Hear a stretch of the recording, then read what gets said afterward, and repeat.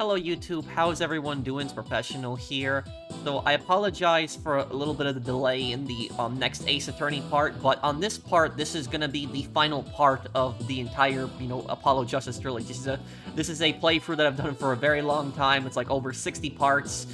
We had a lot of fun in this playthrough, but a lot of you guys told me that this is, the final part of the trial, the final part of the DLC case. So anyways, let's continue on from this. And for people wondering, are you gonna play Ace Attorney Investigations? Yes, but I'll probably save that for the end of November. We're gonna be playing Yakuza 0 in November, and then probably when I finish that, we'll probably start Ace Attorney Investigations. So anyways, let's do it here.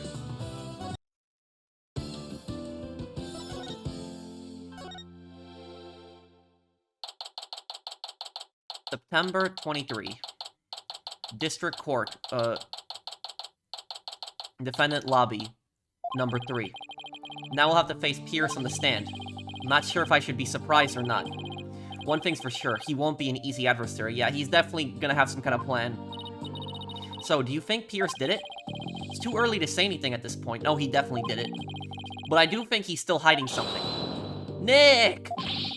Why didn't you pin everything on Soren, loser, back there? Looks like Larry still hasn't given up on Ellen. If this Pierce guy is the real bad guy, then Soren and my Ellie will live happily ever after together.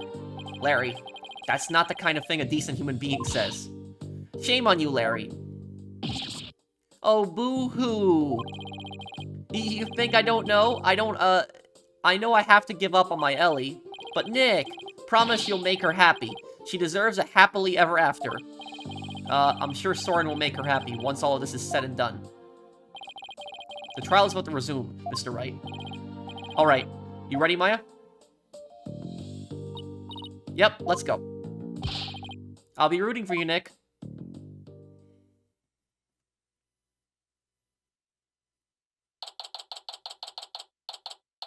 November 23, District Court. Courtroom number 6.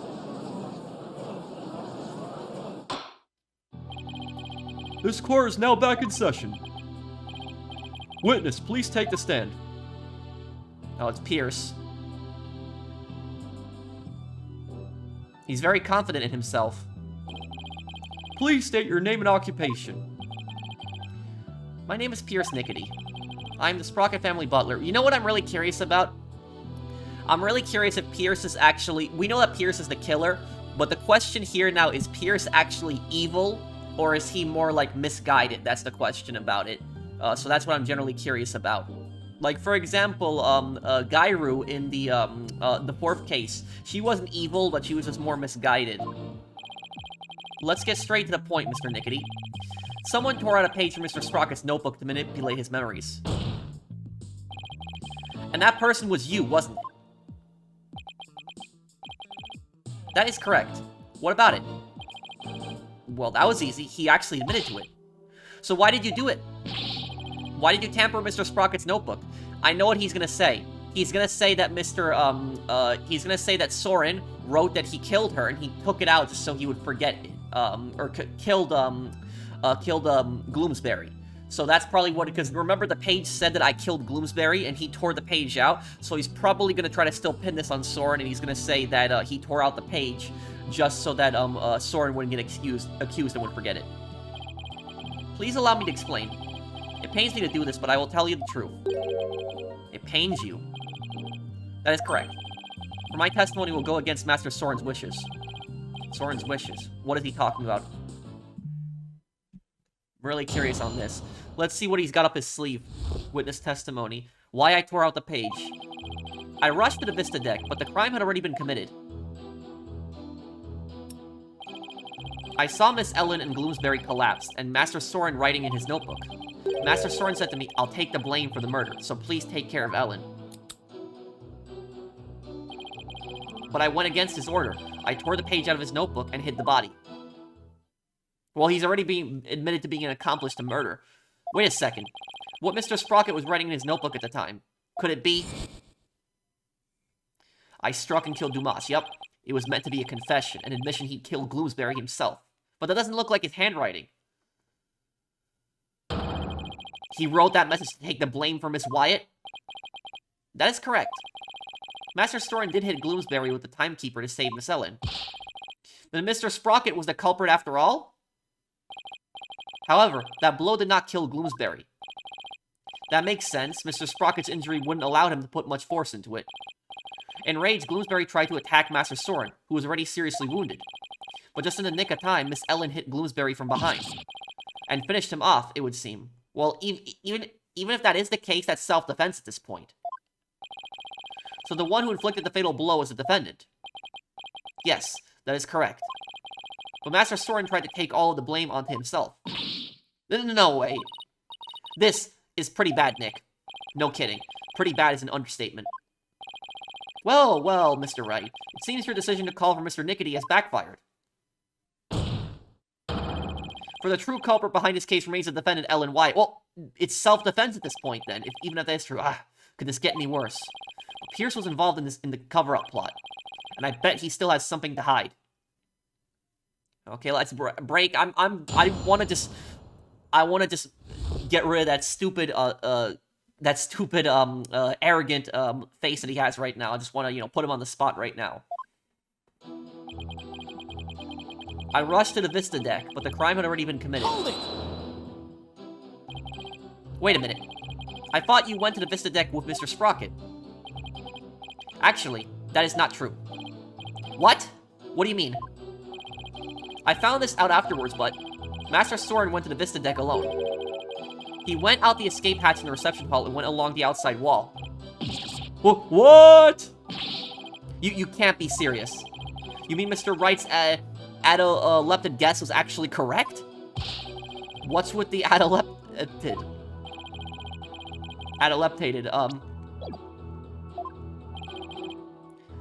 So, Mr. Nickety, when you got to the scene, you saw Mr. Gloomsbury, Miss Wyatt. I suppose truth is really stranger than fiction. I accidentally, skipped that. What's with the pated, and Mr. Sprocket. Is that right? That is exactly right. I saw Miss Ellen and Gloomsbury collapsed, and Master Soren writing in his notebook. Hold it! So when you and your group arrived at the Vista deck, the murder had already been committed? That is correct. Gloomsbury had already been struck.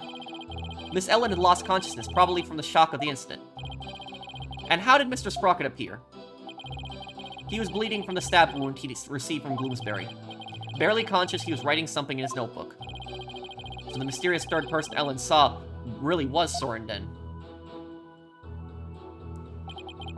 Master Soren said to me, I'll take the blame for the murder, so please take care of Ellen. Hold it!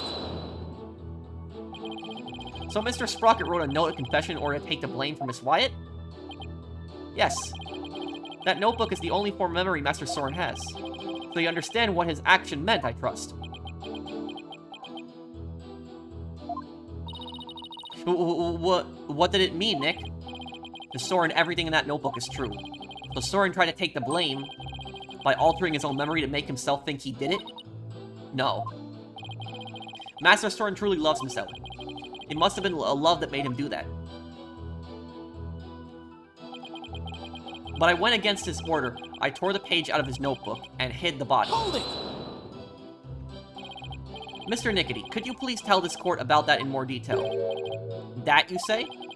Which part do you mean, Mr. Wright? Could you be more specific? Oh, alright. What part do I want to know more about?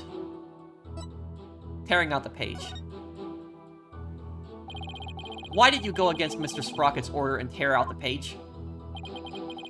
That is a silly question. As I told you before, disposing of anything that may harm the Sprocket family's reputation is simply a part of my job. Alright, you did say that before, didn't you? I tore the page out of the notebook in order to protect Master Soren. Mr. Wright, would you like that statement added to the witness's testimony? Let's add it. Yes, please. Very well. Please add that statement to your testimony, Mr. Nickety. I tore the page out of the notebook in order to protect Master Soren. So by tearing the page out of the notebook, you erased the memory of Mr. Sprocket, who was trying to take the fall from Miss Wyatt. I knew it went against his wishes, but I just could not let Master Soren bear the blame for something he did not do. As his butler, I believed that was the right decision for me to make. It was all for Soren's benefit, huh? I bet Pierce would do just about anything in the name of keeping Soren's image safe. So he's talking about the cover-up after the incident, huh? Right. That's information only somebody who was actually involved could know. So it might be a really important piece of testimony. I think so too. I'll really have to tread carefully here.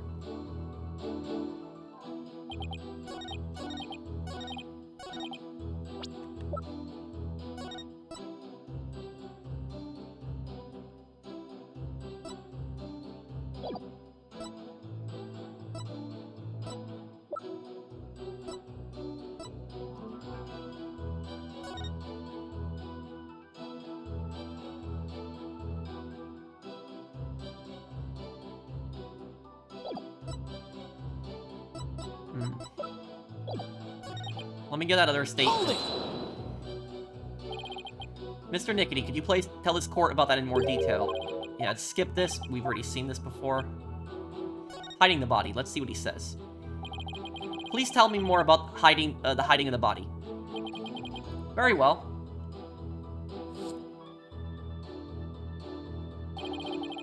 After saying he would take the blame, Master Soren passed out. That's when I hid the body. I quickly took the lift down to the hold, where I hid Gloomsbury's still warm body in the spare Pegable lantern. So it was you who hid the body, not the defendant. The thing Mr. Butts would move the lantern containing the body to the reception hall. Well, I did not see that coming. I don't blame you. Not even Larry can predict what Larry will do next. Maybe I should take another look at the lantern in evidence. Mr. Wright, would you like that statement added to the witness's testimony? Add to the testimony. Yes, please. It doesn't hurt to get more testimony. Very well. Please add that statement to your testimony, Mr. Nickety. In the hole, I hid this still warm body in the spare Pegable lantern.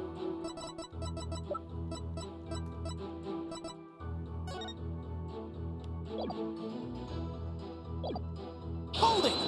Let me press on this. Why did you hide the body in the lantern? As I told you yesterday, it was to make it as though the murder never happened.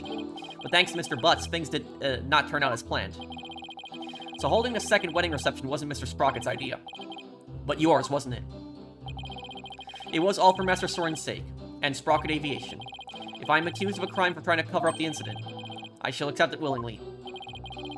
He really doesn't seem to even care about himself. So he's talking about the cover-up after the incident, huh? Right. That's information only somebody who was actually involved could know.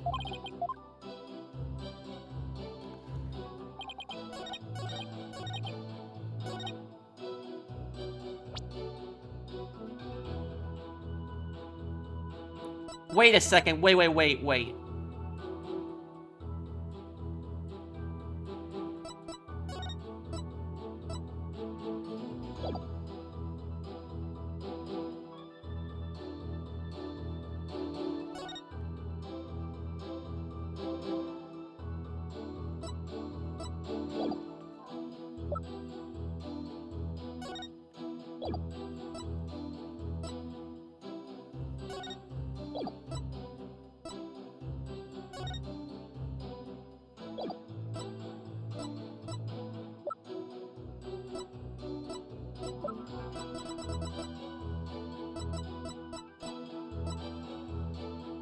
Let me see here. Hold on.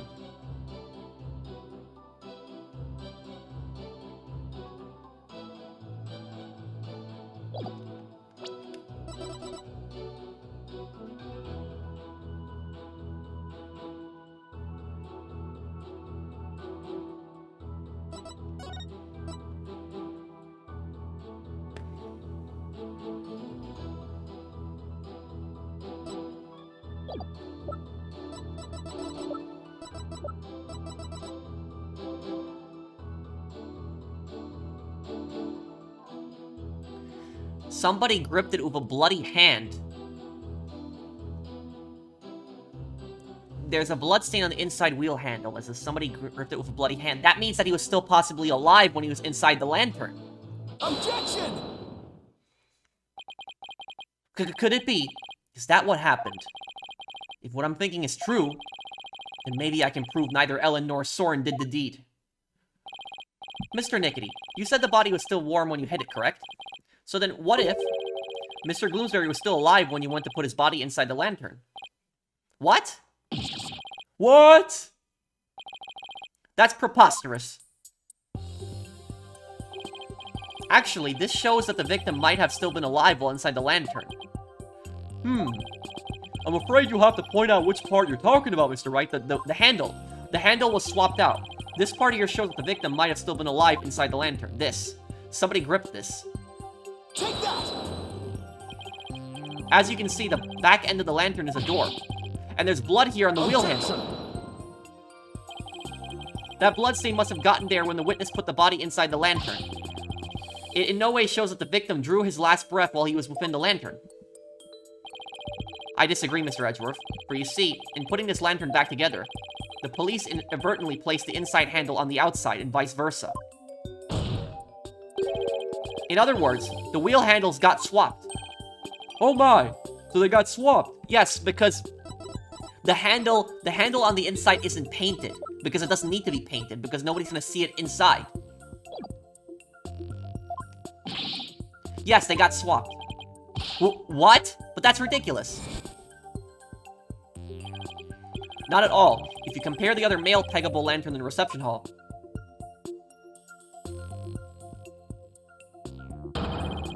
it's quite obvious the wheel handles were attached backwards. The detective in charge of the restoration will see me in my office later.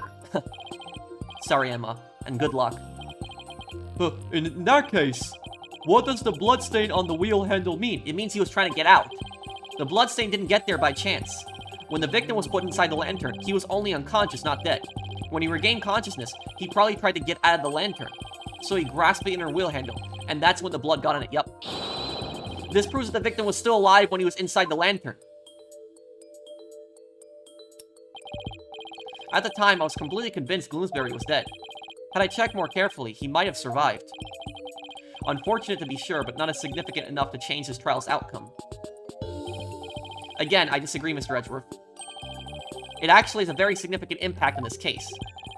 The victim was struck by the defendant, then died from his injuries sometime later. There's nothing more to it. That's where you're wrong. Let's take another look at Mr. Gloomsbury's autopsy report, shall we? Please focus on the description of his injuries. Cause of death, cerebral hemorrhage from a strong blow to the head. One contusion was found on the back of the head and one on the side. The blows were caused by the same weapon. It says one contusion was found on the back of the head and one on the side. Yes, the one Mr. Sprocket gave him and the one Miss Wyatt delivered to finish him off. No, the defense would like to submit a different interpretation. A different interpretation? The victim was knocked unconscious by the first blow and was then put into the lantern. Then what about the lethal blow by the defendant that the witness was talked about? Yes, well, that didn't happen. After some time, when the victim regained consciousness and tried to get out of the lantern, that's when he received the second blow that finished him off. Taking into account the fact that the victim was alive for a period after the first hit, and that he did receive a second blow to the head, it does seem entirely possible.ぃas long as the first blow didn't kill the victim instantly. Then there's a possibility that someone other than Mr. Sprocket or Miss Wyatt delivered the fatal blow. That's all you've got. Even if there was a time lag between the two blows, the prosecution's position doesn't change. What? What do you mean? It's elementary, Mr. Wright. After the reception, when the defendant was cleaning up the reception hall, the victim, who was supposed to be dead, suddenly came out of the lantern. The defendant grabbed the murder weapon, which was right there, and finished him off. That theory sounds awfully familiar. Of course it does, Your Honor, because it's exactly what I proposed at the very start. The second blow is inflicted by the defendant after all. Oh, I see. Seems a tangle of mysteries unravel into a single thread. Objection! But as long as there's a possibility that the fatal blow is delivered by a third person, then we must continue the deliberations. Give it up, Mr. Wright. Unless you have something to prove the presence of your precious third person. Okay, Nick. Just relax. You can do this. Come on now. Take some deep breaths. Good idea. Deep breaths. Deep breaths. Whew. There. Don't you feel better already? Maya's right. I should calm down, get my focus back, and go over everything again. And then hopefully I'll be able to find something to prove there was a third person. Let's see. First, why did Gloomsbury attack Ellen? Because he was tired of taking the blame for the accident? But something about that line of reasoning just doesn't feel quite right to me. No? How come? Well, if it's just a personal vendetta, he had already stabbed Soren. So why then was he so determined to go after Ellen? Yeah, that's a good point. You're right. This whole thing feels too premeditated for a crime of passion. Premeditated means planned. That's what it means. And, yeah. And a crime of passion is basically a crime that happens in the moment. It's a personal, crime. So a lot of anger involved. A perfect example of a crime of passion is that, that case in L.A. Noire in the patrol desk, where, Kalu killed the guy at the shop. He shot him. That's a perfect example of a crime of passion. He was really pissed off, he couldn't control his emotions, got really angry, went over and killed the guy. But Gloomsbury didn't seem to have a personal grudge against Ellen. Gloomsbury didn't have a personal reason to attack Ellen, didn't he? You've taken long enough, Mr. Wright. Now it's time for some action. What proof do you have that a third person was involved? Alright, I'll show you. I'm not completely sure of what I'm doing yet, but it looks like I'm out of time. This piece of evidence proves that the involvement of a third person.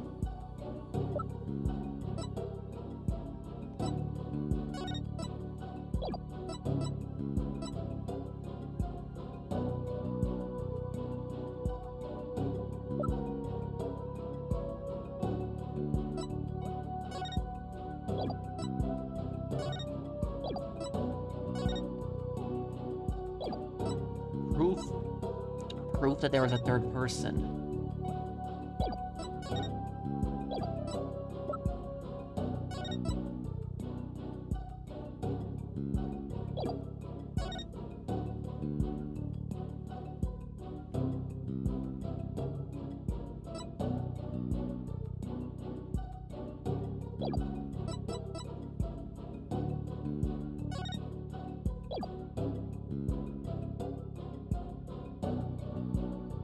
Wait a second.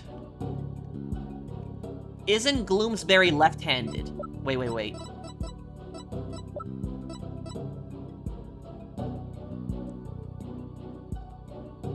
Gloomsbury is left-handed.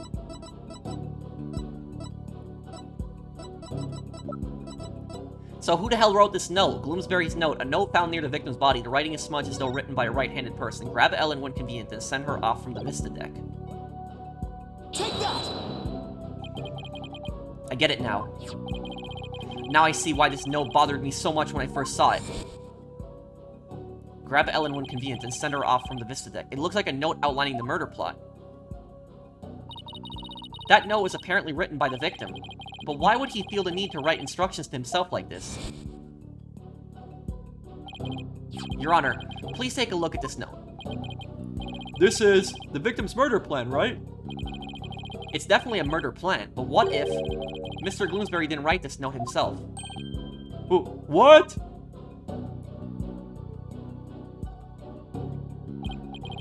This is how you intend to conjure up your mysterious third party, Mr. Wright? Well, the thing about this is, you know what's really ironic about this scene? What's really ironic about this scene is this is actually how Edgeworth was exonerated originally. Because Edgeworth, in the original trilogy, Edgeworth was actually falsely accused of a murder in one case, and you defended him. And what happened is, in that case, there's a picture of Edgeworth supposedly shooting the victim. But the thing about that is that it was taken at night, and it wasn't a clear view if it was Edgeworth holding the gun. But the person holding the gun was left-handed, and Edgeworth was right-handed. And so that, ironically, was used to exonerate Edgeworth, and now this is ironic that Edgeworth is saying that that can't be used as evidence. Can you even prove that the note wasn't written by the victim? Yes, we can. Yes. Yes, I can. Very well, then. Please present your evidence, Mr. Wright. This evidence proves that the victim didn't write the note. This. Candelabra. A candelabra from the hold bearing fingerprints from Gloomsbury's dominant left hand, stained with the same blood found on the lift. Take that! This is the weapon Mr. Gloomsbury used to stab Mr. Sprocket. I was wondering, what you'd pull out this time. Dare I ask what that, could possibly have to do with the note? Mr. Gloomsbury's prints were found in this candelabra, and the prints were from his left hand. So, that makes the victim left-handed, correct? Exactly, Your Honor. The police looked into it too and confirmed as much. Now, take a look at this smudged, writing, in this note. Notice how the smudging only starts from the middle of each, preceding line.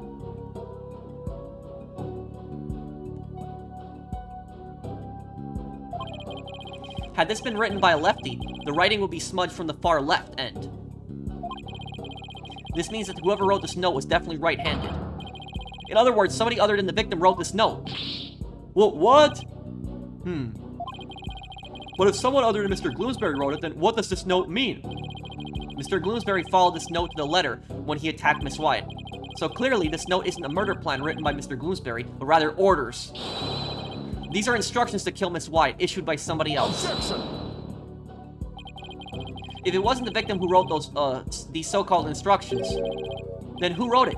Most of the people involved are right-handed, you know. Pierce. He is correct. The majority of the family and their employees who were on the airship are indeed right-handed. I must say, that is a very rough and slipshod conjecture you've proposed. I admit I haven't figured out who wrote it just yet. It's Pierce. Pierce wrote it. Leave it to Mr. Edgeworth to go for the jugular. This culprit who ordered Gloomsbury to attack Ellen.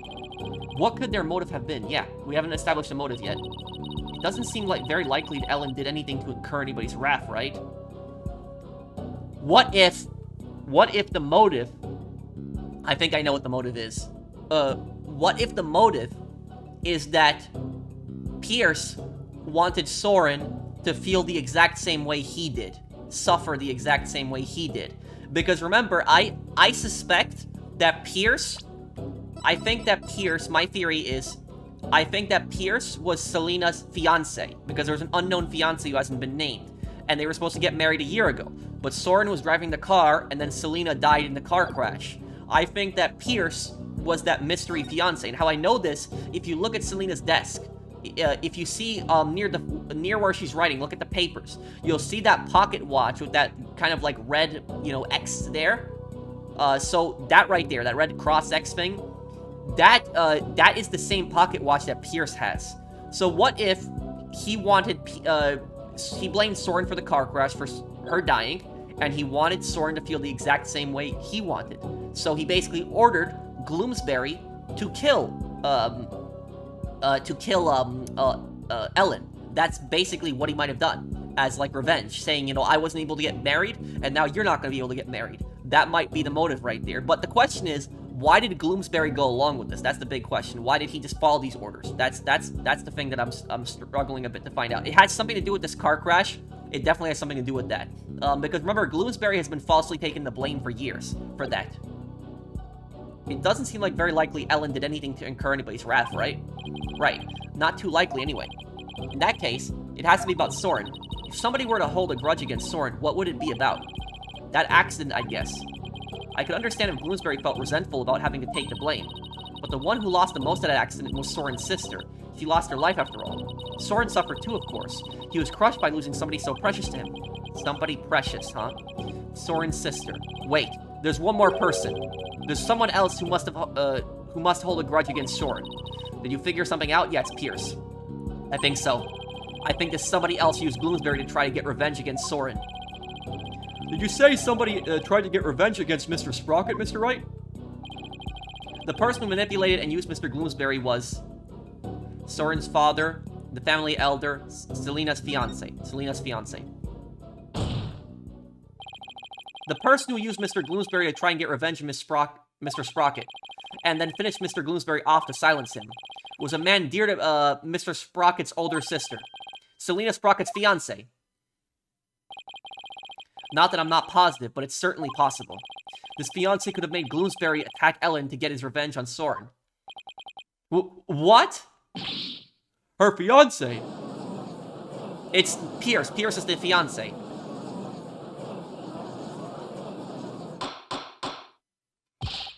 Order in the court. Order, I say. Yes, it does seem quite believable that Miss Selena Sprocket's fiance would bear a grudge against Mr. Sprocket for his role in the accident. Exactly, Your Honor. Maybe her fiancé is trying to murder Miss Wyatt in order to make Mr. Sprocket experience the same pain he felt. Miss Sprocket's fiancé was a surgeon, if memory serves. But the only people who attended the reception were family and staff members. That may be, but that just means that Miss Sprocket's fiancé must have been among those who attended. What? Really? Of course. Otherwise, how could he have killed Gloomsbury? Oh, I see what you're doing. This is just another giant bluff, isn't it? Alright, I'll bite. Who exactly do you claim this fiancé to be? Yes, I would like to know as well. Are you sure you're gonna be okay, Nick? Maybe. When it comes to suspicious people, there's only one person on my list. I need to find something that connects him to Selina, the pocket watch. This will help us identify Miss, Sprocket's fiancé. The photo. Selina Sprocket photo. Photo of Soren's older sister, Selina. It looks like it was taken in some kind of office. Please take a look at this photo, Your Honor. That photo, yeah. It's definitely him, his reaction. Notice Miss Sprocket's pocket watch. Haven't we seen it somewhere before? Yep, I called it. It's the same pocket watch that Pierce has. Yes, now that you mention it, I do feel as I've seen it somewhere before. I believe we've all seen it. Right here in this very courtroom.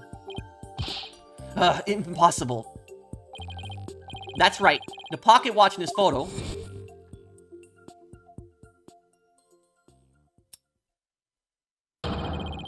is the same pocket watch Mr. Nickety has on him right now. What?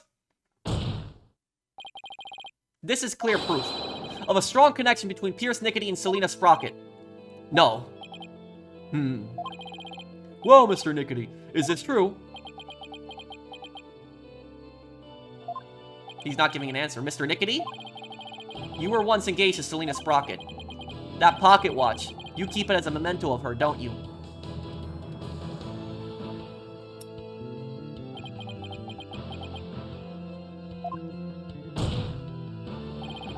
Mr. Nickety, you plan to rob Mr. Sprocket of his loved one. To make him feel the same pain as you, isn't that right? But Mr. Sprocket managed to fight back and knock Mr. Gloomsbury unconscious. You thought Mr. Gloomsbury was dead and hid his body in the lantern.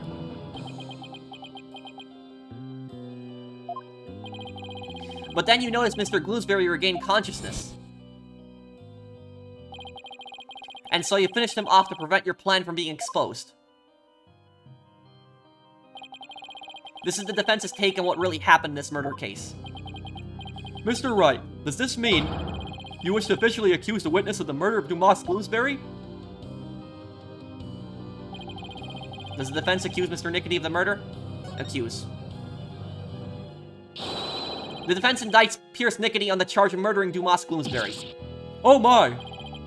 Mr. Nickety, would you care to respond? Man, this lawyer just yaps on and on and on and on. As you guessed, this watch is a memento of Selina. It stopped working at the time of the accident, though. Then, you really are.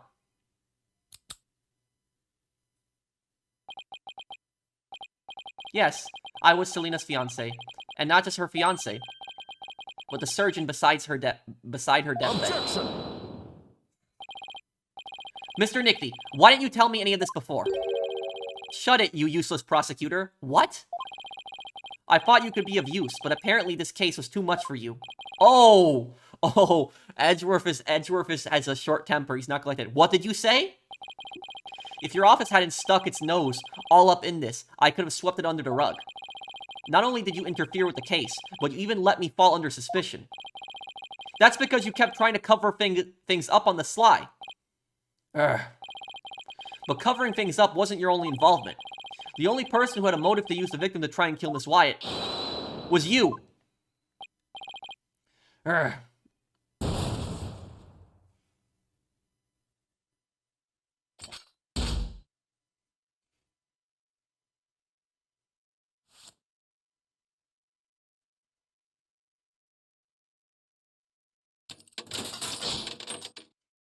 What the? Malignant tumors. And I should have seen it. I should have seen it that he was a surgeon. Because there was an Easter egg that he was a surgeon earlier in the... There was a hint of it earlier in the case. Because of... remember that when Maya dropped that vase or whatever it was, and then that little gadget of his just basically put it back together? Kind of like a surgeon. That is basically the hint right there that he's a surgeon. There are malignant tumors in this courtroom. Lesions oozing with false charges. The tumors are one idiotic lawyer and one useless prosecutor, and they just gave him a screwdriver, which is a deadly weapon, too. After the truth is revealed, I'll have the both of you incised from the legal world.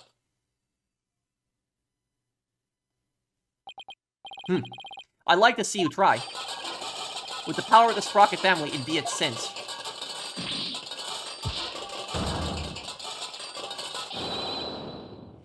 I will now begin the operation. And do you see that thing that he just built? That right there, that's an Easter egg to Mega Man Legends. That right there. Because that has the eye of a Reaver bot. That looks just like a Reaver bot. And the Reaver bots were enemies that were in Mega Man Legends. They were these enemies of these red eyes that look exactly like that. These robots. And so that's definitely an Easter egg to Mega Man Legends right there. What in the world happened to Mr. Nickety? Looks like he's finally showing his true colors. Nick, look what he did to that shoulder mech. Quit your yapping before I suture your chatty lips shut. It's like he's a completely different person. Yeah, this is the real Pierce Nickety. Sure looks like it, huh? We can't let our guards down now. Mr. Nickety, it's finally time for you to testify. To the truth. It seems we're entering the final act at last. Witness, your testimony, please. Oh, this is gonna be good. Right to remain silent.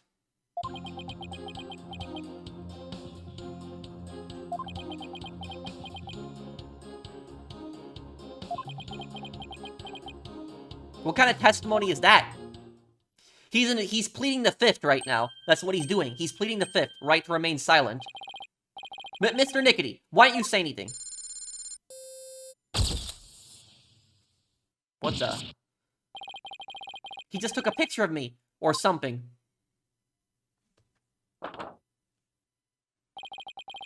You want me to voluntarily testify, hoping I will make a slip of the tongue? Not a very impressive plan, or brain, I might add. Ow, that was uncalled for. If you want to know something, you ask the question.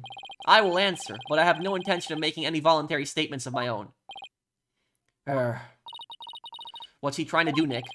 He's using the silent treatment as his strategy to avoid getting tripped up. Clever guy.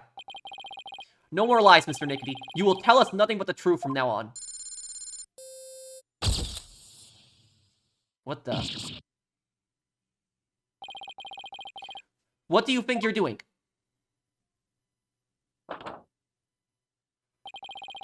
No one asked you to speak. Just keep quiet over there and play with your frills. That's an X-ray machine? How dare you? Well, this is a rather unconventional situation, but please proceed, Mr. Wright. Well, Pierce can be held in contempt of court at this point, because you cannot insult people in court. Yes, Your Honor.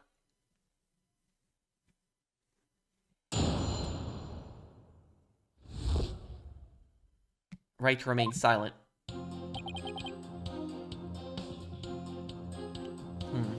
Hold it! If he won't speak voluntarily, then I guess I'll have to ask him something. What question should I ask?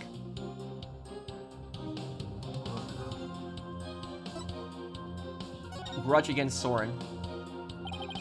You've been nursing a grudge against Mr. Sprocket over the loss of your fiancé. Isn't that right? I'd be lying if I said I felt no resentment whatsoever. But Master Soren didn't cause the accident on purpose. Master Soren himself has suffered greatly. But you quit being a surgeon and found a way to get even closer to Mr. Sprocket. Wasn't that so you could carry out your revenge on him? Don't insult me. Supporting Master Soren in Sprocket Aviation with my life's work is my penance for not being able to save Selena. That is how I honor her. I feel your devotion as both a fiancé and a surgeon.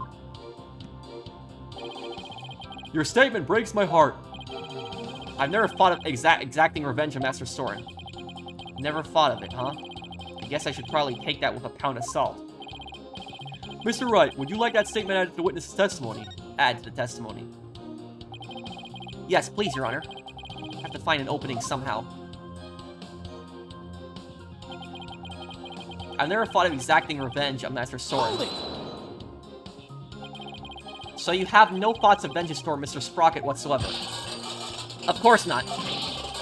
Galeno wouldn't have wanted that. He's lying. Because you see how he's so distracted with the machine, he can't keep eye contact, he's lying. He definitely has a vendetta against Soren. I throw my own life away and live solely for the sake of the Sprocket family. That's how I show my love for her. Alrighty then. Well, one thing's for sure. Pierce gets really emotional when it comes to Selena. No kidding. I'm not sure how he feels about Soren, but his love for Selena is pretty obvious. Holding. He won't speak voluntarily. And I guess I'll have to ask him something. What question should I ask? Reason for killing Gloomsbury. Isn't it true that when Mr. Gloomsbury regained consciousness inside the lantern, you murdered him in order to silence him? He was an excellent employee, and very loyal to me. Gloomsbury was my right-hand man. I'd suffer the most from losing him. You really think I'd kill a guy like that? That would make sense only if you were innocent. But since your goal was revenge, you don't really have to care about something like that.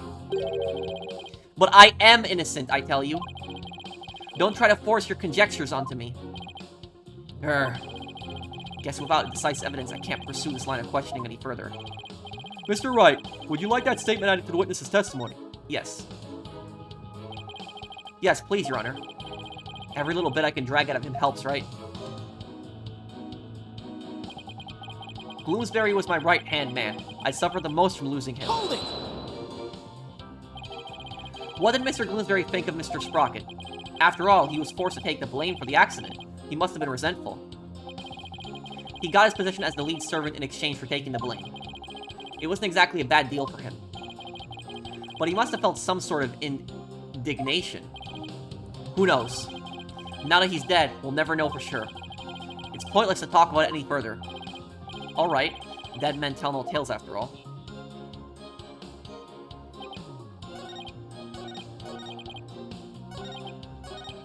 Holding. If he won't speak voluntarily, okay. Actions to the day of the crime. On the day of the incident, you were constantly surrounded by your subordinates. Is that right? Absolutely. I was in someone's line of sight at all times. After all, I was busy taking care of every detail of the event. Mr. Edgeworth, I believe your investigation backs up my claim. I got statements that said groups of his subordinates worked with him in rotation, though he was always with someone. As the prosecutor just said, I couldn't even get close to the lantern containing Gloomsbury by myself, let alone kill him. Pierce didn't have a chance to get close to the victim alone, huh? Mr. Wright, would you like that statement added to your witness's testimony? Yes. Yes, Your Honor. I'd like to have that statement added to his testimony. Very well. I was always in the company of others. I didn't have an opportunity to murder Gloomsbury. Holding. So, you were always in someone's line of sight. I was surrounded by family members and staff as we prepared for the reception. We have to break this. His alibi. Once we break the alibi, he's got nothing left to stand on. During the reception, I was stationed behind the, sweetheart, table to attend to the couple. When could I have possibly committed murder? I'm not buying it. Pierce is the true killer. Then there must have been some time when he was out of everyone's sight. What do you think, Nick? Is there a chance for us here? Well, as long as we have some kind of testimony for him, there has to be. I'll just have to compare his testimony against the evidence and find an inconsistency, right?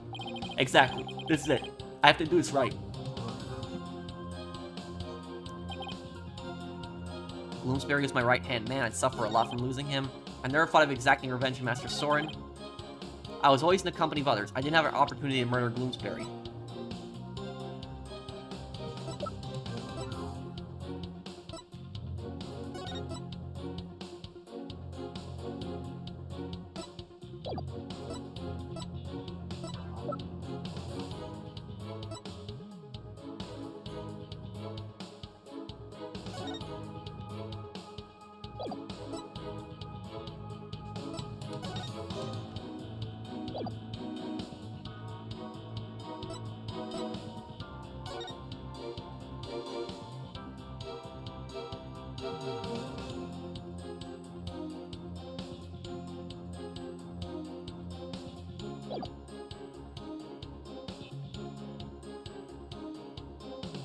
Did he? No. He couldn't have. Did he really? No. I figured it out how he did it.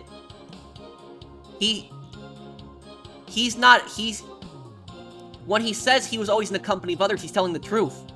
But he killed Gloomsbury when everyone else was there. But the reason they didn't see him is because the reception hall is obscured by thick fog. It's this. Mr. Nickety testifies that he was always with somebody at the time of the incident, and never had a moment alone to commit the crime.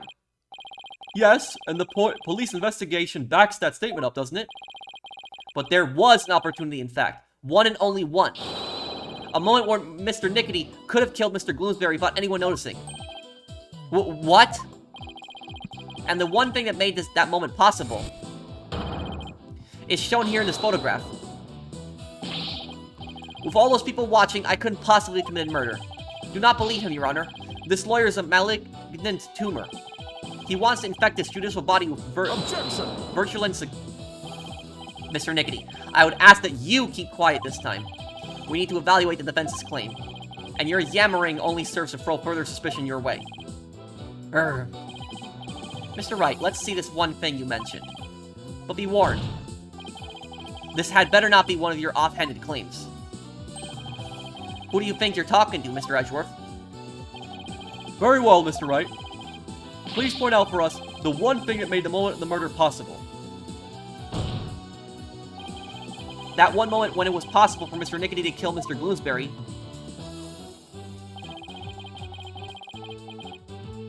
Is this. The fog. Take that! The one thing that made the moment of the murder possible is this big, mood fog that engulfed the entire reception hall. It is under the cover of this fog. There we go. That Mr. Nickety murdered the victim. What? Mr. Nickety was standing right next to the lantern that Mr. Gloomsbury was in, and he's staring at it too. This is the only moment the murder could have been committed without being seen. Objection!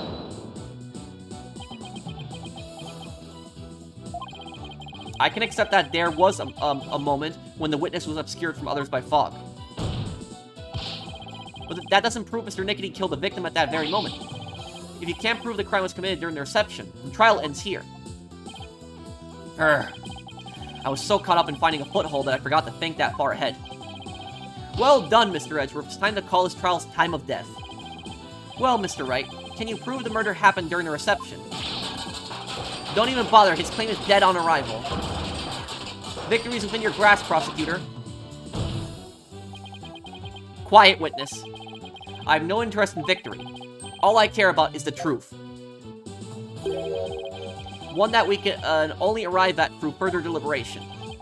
Edgeworth. Enough of this, Your Honor. This trial is over. He's getting nervous. No, Mr. Nickety. That is for me to decide. Oh. Mr. Wright, can you prove it? Can you prove that the murder was committed during the wedding reception? Why is there no verdict yet? The lawyer's obviously out of answers. The prosecutor, the judge, they're all infected. Their malignant stupidity is so advanced, not even the best surgeons can save them. In fact, not even a brain transplant could cure them. This court is infected with idiocy. It's a pandemic. Objection! Mr. Nickety, that's enough already. Finally ready to give up, are you? No, just the opposite, actually. I'll prove the murder was committed during the reception. By you. You'll prove it. Can you really, Mr. Wright? Yes, I can, Your Honor. To be honest, I don't know exactly how I'll do it just yet. But if I want to get to the truth Edgeworth was talking about, I'll just have to find that way. Very well, Mr. Wright. Let's have your proof. Enough of this foolishness, he's just bluffing. Stop him from speaking, Your Honor. I will do nothing of the sort. You are just a district court judge. With the power of the Sprocket family, Enough of your foolishness, Mr. Nickety. This judicial body will not succumb to the influence of money or power. Good on you, Judge. Good on you. Burke. Now then, let's hear it, Mr. Wright. Let's hear your truth. Think, Phoenix. Remember everything you've learned so far. You can do this. You can find the definitive evidence that will lead us to the truth. Here we go. This is it. This is it. Think, Phoenix. How can I prove the murder took place during the wedding reception?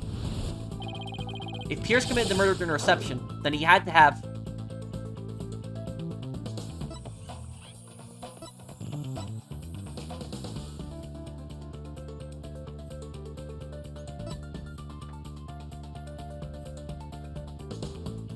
If Pierce committed during the murder during the reception, then he had to have used the murder weapon.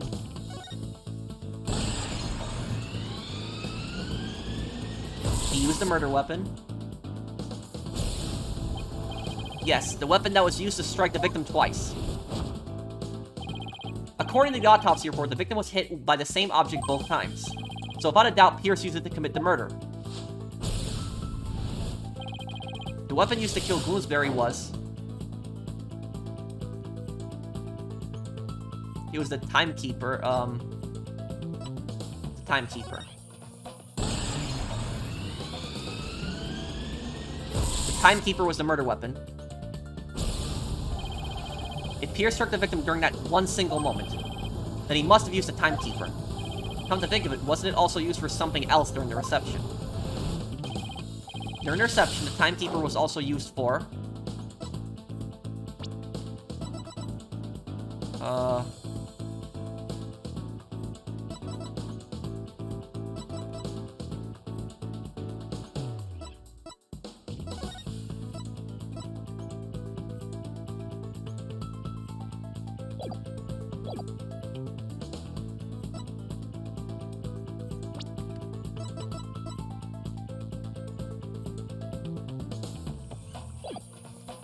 clock.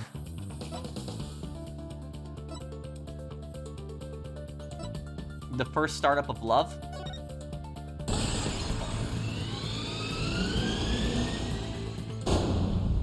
The timekeeper had been activated.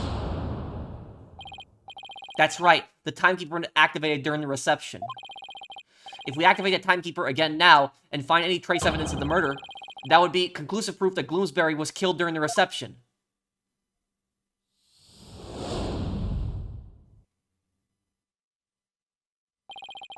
A special ceremony took place during the reception in question.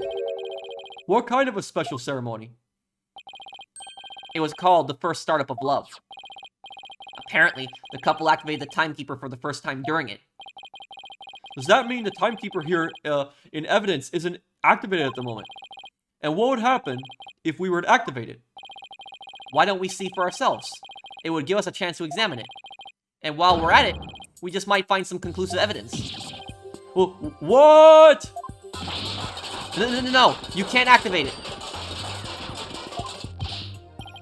Mr. Nickety, keep quiet or I'll have you thrown out of court. Urgh. By the way, Mr. Wright, this is supposed to be a time machine, right? We aren't going to travel back in time to the Stone Age or anything, are we? I don't think we have to worry too much about that, Your Honor. I'm still a little nervous nonetheless, but the truth must be known. Very well, go ahead and start the timekeeper. Do you know how, Nick? I think so. Maybe. The bride and groom each had a symbol of their love, and when they put them together... Oh, how romantic it was! Let's see. I think the symbol of the groom's love must be the timekeeper itself. What symbol of the bride's love would fit together with the timekeeper? Oh, I know. That has to be it. Mr. Wright, are you ready to activate the time machine now? Yes, Your Honor. The symbol of the bride's love that's necessary for activating the timekeeper is... Ellen's pendant. Take that!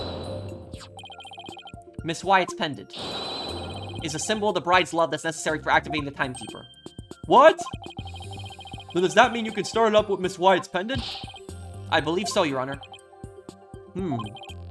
Very well. Please try it now, Mr. Wright. Okay, here I go. First, I have to figure out where the pendant goes.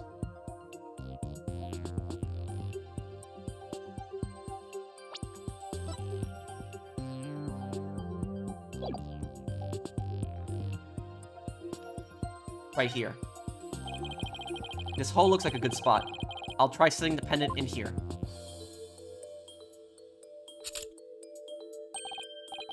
It fits. This must be the right spot. Now I have to find a place to insert the key.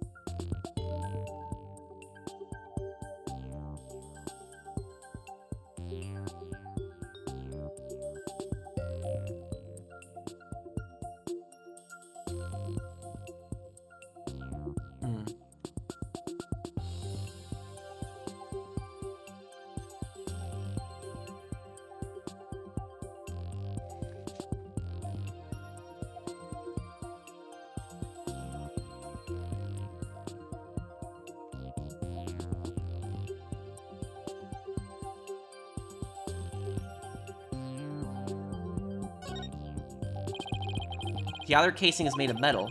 I sure wouldn't want to get hit with something like this. Don't think this is the spot. I better try somewhere else.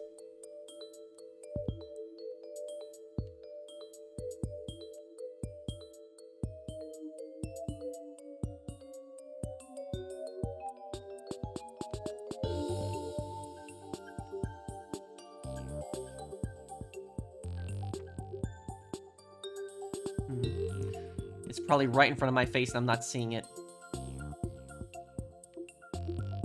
Where would you enter the key?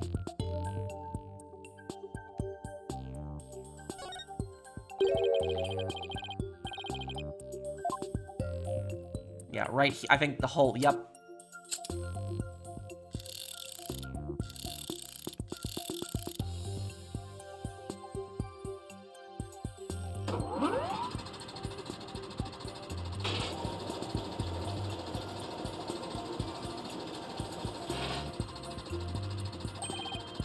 It worked. The timekeeper's been activated.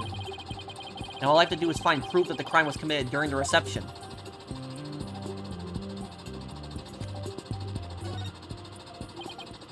I think I found it. Conclusive evidence that the murder was committed during the wedding reception.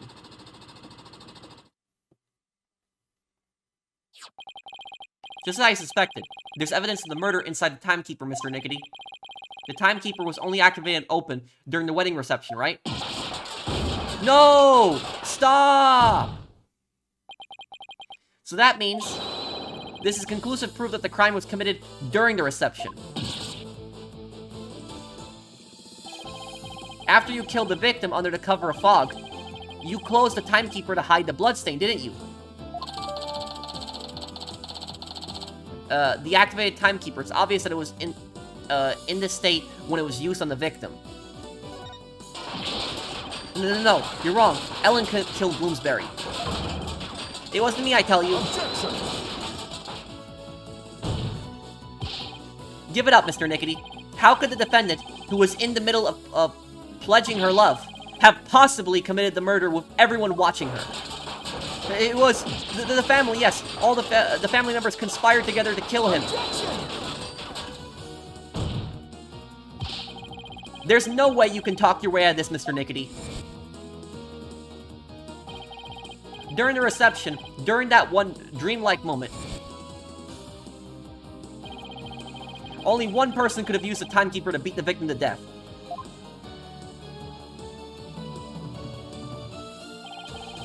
And that one person was you, Pierce Nickety.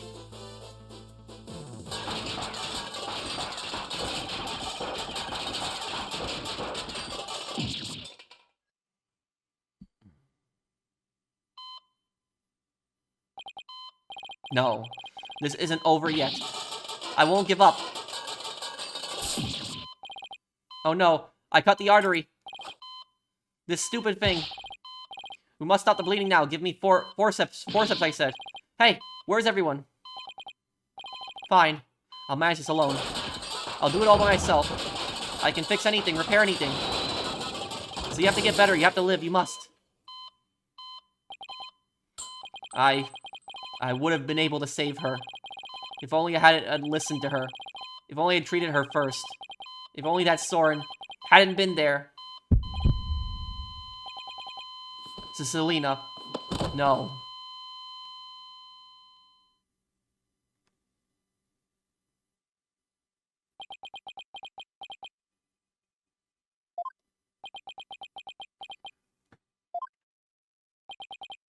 Witness, are you finally ready to tell us the truth? It's just as the lawyer deduced. So it was all a revenge scheme against Soren Sprocket. Do you have any idea how hard it is to lose someone you love right in front of you?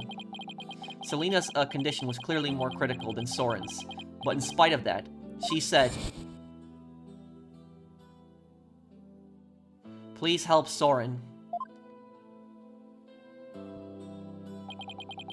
Miss Sprocket's last words. So that's what she really meant by those words. I was able to grant her wish, but at the price of her life. So you got a job with Sprocket Aviation and waited for your chance to get revenge. You got close to Mr. Gloomsbury and hatched this plot, is that right? Gloomsbury already bore a grudge against Soren. So when I tempted him with an even better position, he immediately took the bait. He was your accomplice, someone who shared the same goal as you. Why was it necessary for you to kill him? I didn't expect Soren to strike Gloomsbury out on the Vista deck. And I certainly never imagined he'd make his way there along the outside wall. Soren's love is the real deal after all. My plan had been compromised, so for the time being I hid his body in the lantern, and tried to think of my next move. And then Mr. Gloomsbury came to during the second wedding reception. As soon as I saw Gloomsbury, I instantly hit upon an idea. To pin the blame of Gloomsbury's murder on Ellen. You tried to break up the couple by making the bride out to be a murderer. How despicable. Soren was getting the company and a wedding. Both things that were supposed to be Selena's. He took every happiness from her. Who's the despicable one here? Do you think what you did would make her happy? Exactly. I know it wouldn't. But I couldn't just stand by watching Soren enjoy his happiness. I was going to have Soren taste the same pain I had, and then take over Sprocket Aviation. I would take back from him all of the happiness that was rightfully Selena's.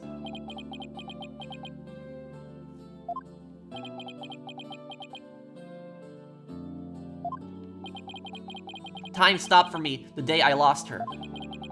Just like this pocket watch of hers.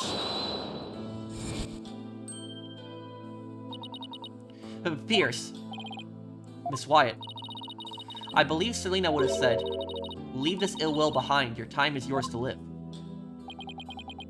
It's too late for me. Time will never advance for me ever again. What? It can't be.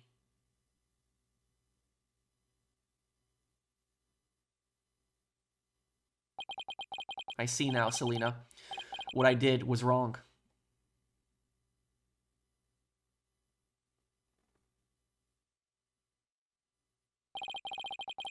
I see no further need to continue this trial. Bailiff, please take Mr. Nickety away. Here's Nickety, another inconsolable time traveler, who lived in time that stood still.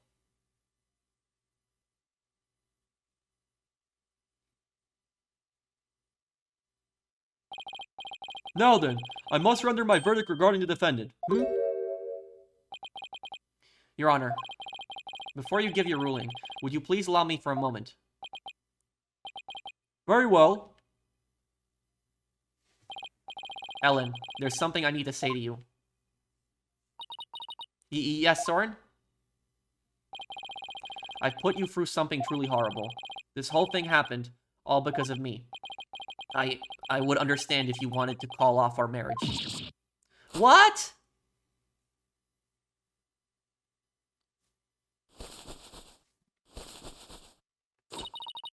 Of course not. I've never once thought that. If you stay with me, you'll only face even more trying times in the future. What do you mean? The truth of this incident and the car accident before it. I'm going to tell the public everything.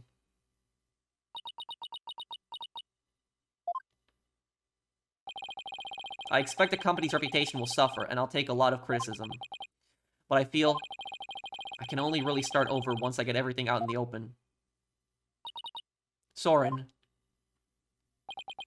After all that's happened, I might not have the right to ask you this, but, well, how should I say this?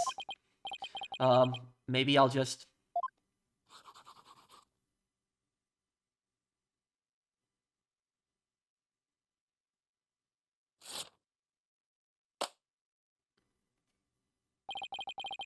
Life with me probably won't be very easy, but...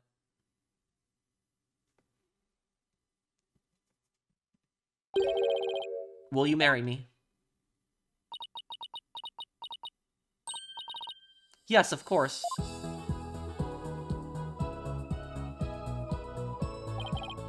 Your Honor, thank you for this time. Please, continue with your ruling.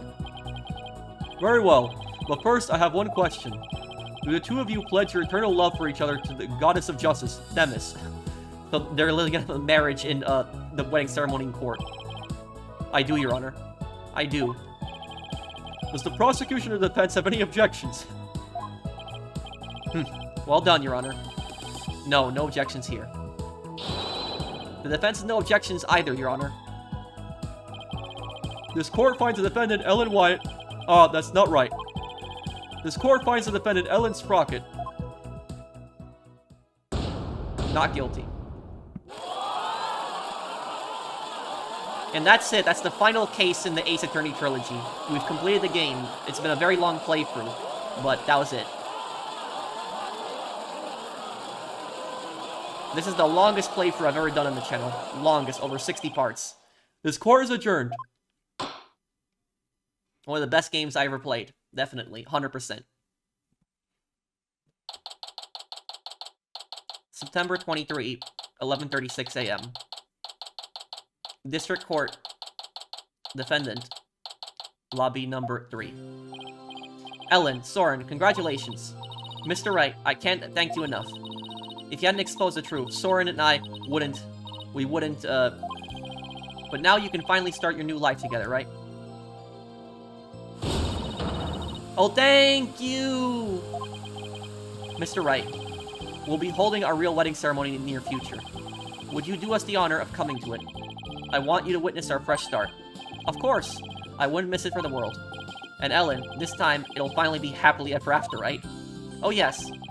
The two of you, have persevered and overcome this trial together. Now, no matter what obstacles come your way, I'm sure you'll be able to handle them. And there's another thing I'm sure of too. This person will always be watching over the two of you.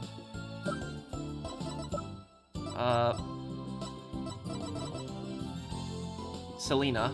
Take that! Selena, yes, I think you're right. And we promise to live life to the fullest, for Selena's sake too. Right, Soren? That's right. Well, we better be on our way. Yes, my love.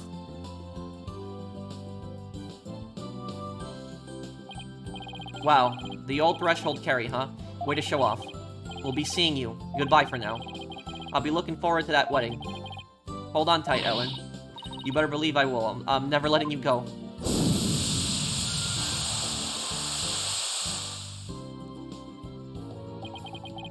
There they go. You're not thinking of going to that wedding by yourself, are you, boss? You're taking us too, right? Oh boy, I bet there's gonna be all kinds of fancy food there. Fina, when did you get here? Just now. I would have been here to cheer you guys on earlier, but Trucy never gave me a chance to slip away. You're going to be in even bigger trouble with her later.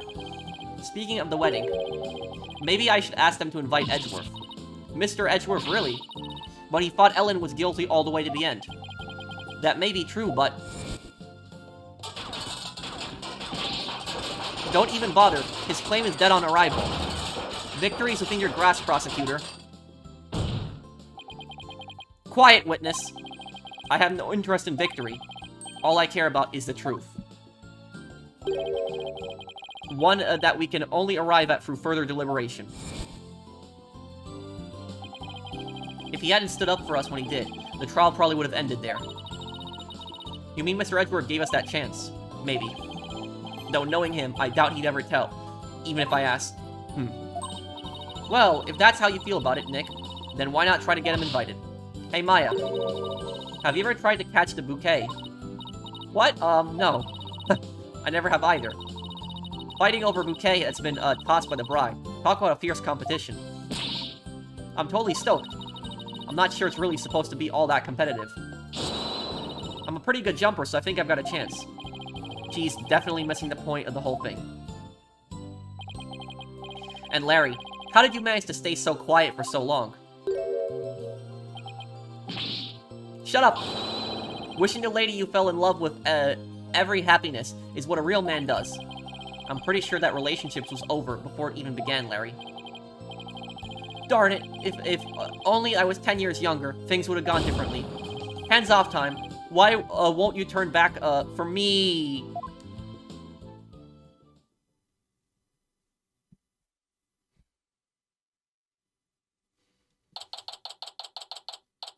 September 30, 9:20 a.m. Sprocket, Park. Mooring dock. Today is Ellen and Saren's, third wedding ceremony reception. I heard the bride and groom insisted, it be on the Flying Chapel again. In the end, they were nice enough to invite me and Maya. And Athena, kind of invited herself. They also invited Edgeworth, Emma, and even Larry. They say third time's the charm, right? I really do hope it's happily ever after for them this time around. Still, I get the feeling it's going to be one rowdy party.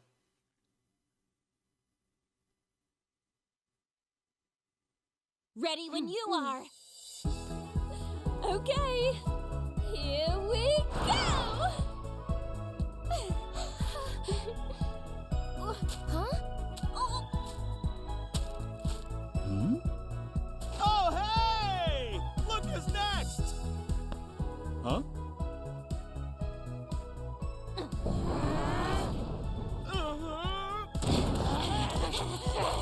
Get back! Haven't you ever heard of lady response?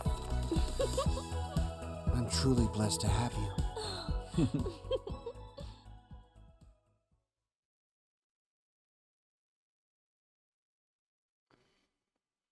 And that is the end right there. Wow, so, I had a lot of fun with this game. I know there's a lot of reading involved in this game, but, and that's it. Turnabout Time Traveler. Congratulations, you unlock a special bonus in the music and background settings screen. Spirit of Justice Commemorative. This was the Spirit of Justice Commemorative that we unlocked. So, thank you guys for watching this series. I had a lot of fun with this series. I really enjoyed this game, and my favorite thing about the Ace Attorney games, the reason I like this series so much is because I like the characters, I like the stories, I like the environment, I like the style of the game, but also, most importantly, I like the trial system in these games. Even though it's not the most realistic, there's a lot of things that's unrealistic for, you know, compared to real trials. The one thing I love about this game is I love how you start breaking down the evidence and you catch, like, the killer in, like, a contradiction, and you just throw it in their face, and you catch them in, like, a web of lies, and you just expose it. It's like, thinking through that, just figuring it all out, putting it all together. That's what I've always loved about these games, that it requires a lot of thinking, and, you put it all together, you figure it out, and sometimes the murder plot are just massive twists. Like, the Ace Attorney games are known for having just so many crazy twists. And, for people wondering, there is still going to be, there's still gonna be another Ace Attorney playthrough on this channel, and that's Miles Edgeworth Ace Attorney Investigations, which actually came out 1 month ago, but I haven't had the time to start it because I wanted to finish this game first. But about Miles Edgeworth Ace Attorney Investigations, you play as Edgeworth, and it's the only game in the series where you actually play as a prosecutor. So that should be really, fun. And a lot of people tell me in the comments that I will enjoy, they tell me I'll enjoy Miles Edgeworth Ace Attorney Investigations even more than, the Apollo Justice trilogy. But that'll probably be near the end of November when we play that. So we got, you know, San Andreas to play, and, Black Ops 6, and World at War, and also 63 Days to finish up, and Yakuza 0 in, November. So thank you guys for watching. I hope that you guys had a lot of fun on this playthrough. If you did, drop a like, and, I will see you guys on the next one. Take care, everyone. Have a wonderful day, guys.